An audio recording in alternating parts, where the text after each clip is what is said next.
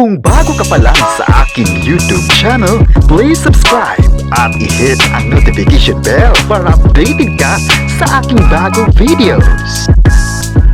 Eksena sa Batang Quiapo ngayong gabi. Trending na naman, mga viewers. Kapit na kapit pa rin ngayong February 26. Ang buong kwento, alamin.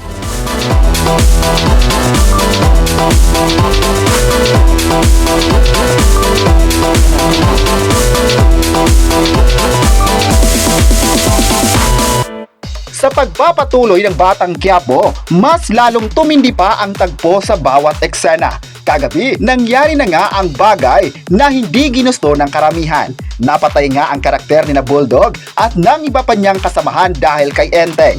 Masaya si Rigor na nagawa ni Enteng ang utos nito na wakasan ang mga buhay nila.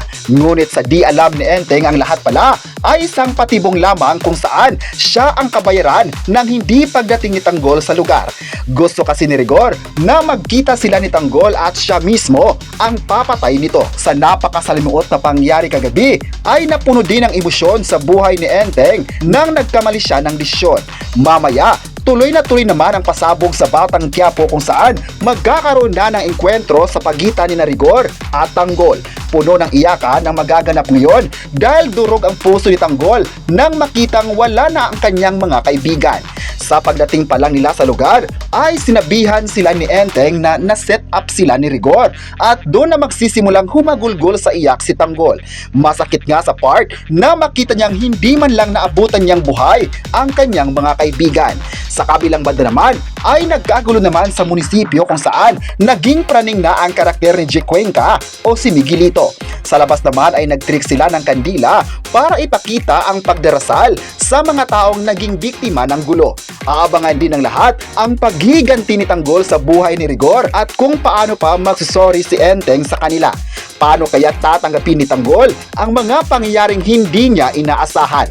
Ngayong gabi naman ay talagang magti-trending ang episode 788 dahil sa napaka-intense na mga eksena na di dapat palalampasin ng lahat. Sa ngayon naman ay nasa number 1 spot ang Batang Quiapo sa mga pinag-usapang topic sa social media.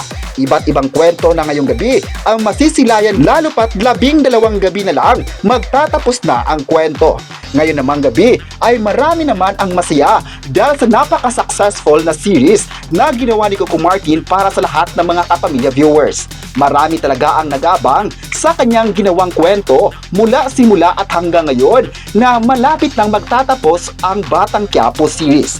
Marami naman ang masaya dahil magbabalik na rin si Coco Martin ngayong March 16, 8 p.m. sa Kapamilya Channel. Kayo, ano ang masabi nyo na intense na naman ang kaganapan ng Batang Quiapo ngayong gabi? I-comment na kung excited pa ba kayo bukas sa mga susunod na tagpo sa series at huwag kalimutang i-subscribe ang ating YouTube channel.